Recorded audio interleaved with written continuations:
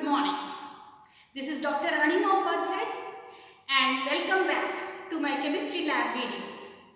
Today I will teach you to determine the pKa of a given weak acid.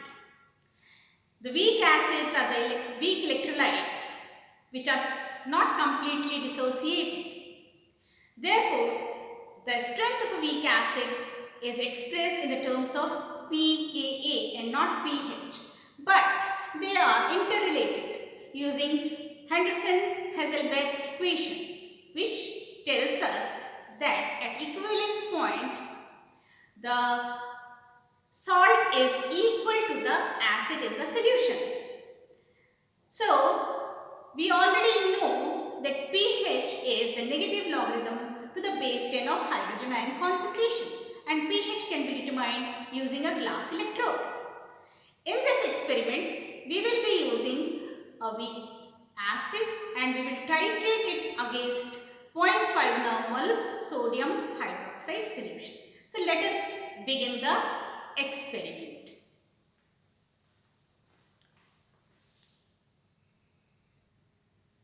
When we start the experiment, we will first switch on the instrument. Here we can see the electrode is always immersed in water when not in use. Now we have immersed the glass electrode. You can see the glass electrode here, that it is a long tubular glass whose lower end is modified into a glass bulb made up of special glass, at the interface of which the potential develops. Now we will immerse this glass electrode into the test solution which is provided to us, whose pKa we have to determine, and this is the stirrer to mix the solution thoroughly when the sodium hydroxide is added to this test solution from the burette. And it is showing the first reading without the addition of sodium hydroxide as 2.74. Now we have already prepared a table. This observation table consists of the following captions: volume of sodium hydroxide added from the burette in ml, pH, delta pH, delta V, delta pH by delta V. So we will record the pH after the addition of each 0.5 ml of sodium hydroxide to the test solution. First reading without the addition of sodium hydroxide I have already recorded as 2.75, which was shown on the instrument. So now we will start adding 0.5 ml sodium hydroxide from the burette, stir the solution and record the observation. So here the pH will keep on increasing. It will only increase. We all know that on addition of alkali to the acid, the pH always increases. So there will be no decrease in the pH. It will only increase. At the equivalence point, it will jump to a very high value and then it will again increase slowly. So there will be a slow increase, jump and then again slow increase.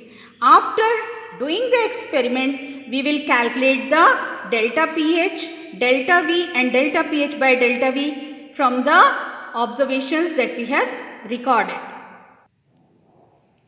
Now we will start the experiment.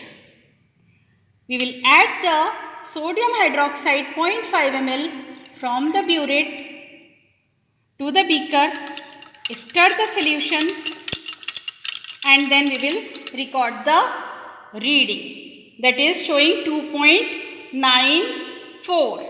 So we will record it in the observation table as 2.94.5 ml. This is how we will do the experiment.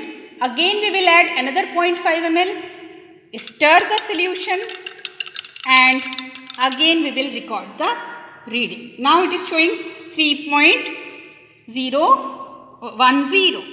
So this is how we will do the experiment.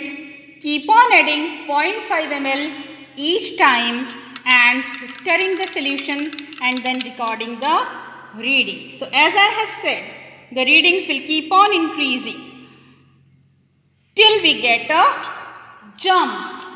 So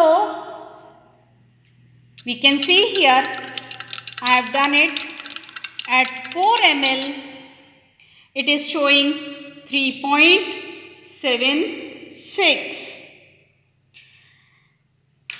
And then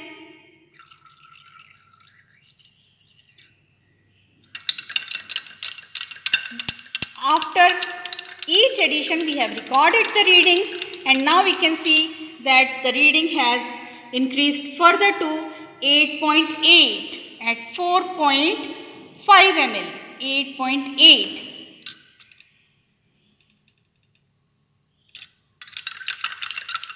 And suddenly the reading has increased at 11.20 at 5 ml, 11.2. Still we will keep adding the solution till 10 ml, as I have said, to plot the graph properly. And now you can see there is a slow increase in the reading after the equivalence point. So this is how we will record the readings up to 10 ml, and then we will go for the calculation. To do the calculations, as I have shown you that we have recorded the observations in the observation table, and we have the pH values.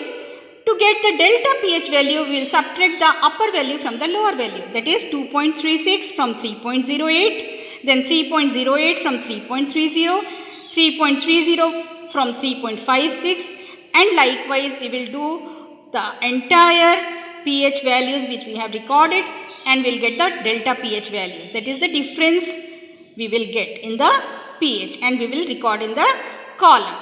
Delta V we will get from subtracting the upper volume from the lower volume which we have added. So because we have taken a constant volume through the burette, it will remain same 0.5 ml. Because if you subtract 0.5 from 1, it will be 0.5. 1 from 1.5, it will be 0.5.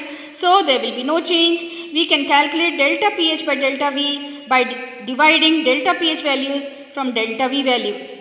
Once we have calculated all these values, we can see that at 5 ml where we got the jump shows highest value of delta pH by delta V, that is 7.1.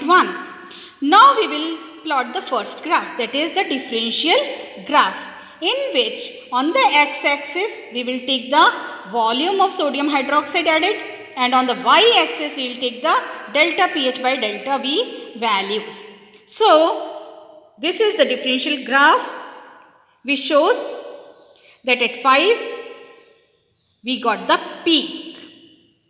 And from this differential graph, we can see in the differential graph the equivalence point is 5 ml, and delta pH by delta we have taken on the y-axis, volume of NaOH we have taken on the x-axis.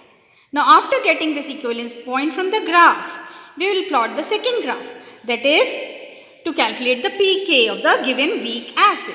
So for plotting this graph, we will take the volume of sodium hydroxide on the x-axis and pH which we have recorded from the instrument on the y-axis.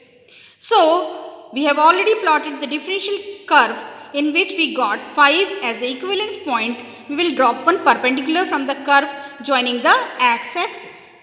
We also know that half of the equivalence point is 2.5, because 5 is the equivalence point, half of 5 is 2.5. So at 2.5 we will draw another perpendicular joining the curve, and then join this with the straight line on the y-axis, which will give us the pKa value. Here we can see that it is showing 4. Now we know that 3.75 is the pKa value of formic acid. So it is very close to the pKa value of the formic acid, which is the standard value. Therefore, we can say that we must be given formic acid as the sample. So friends, this is how we have determined the pKa of a given weak acid. For more videos on the lab experiments, keep watching my videos. subscribe my channel and share with your friends. Thank you very much. Keep smiling.